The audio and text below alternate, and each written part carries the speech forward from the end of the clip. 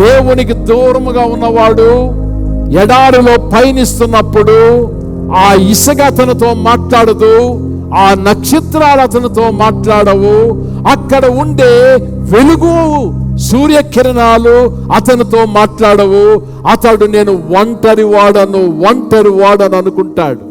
దేవునితో ఎడారిలో పయనించేవాడు ఆ ఇసుకే దేవుని యొక్క పాద దీప స్తంభముగా చూస్తాడు. ఆ కిరణాలే నీతి సూర్యునిగా చూస్తాడు.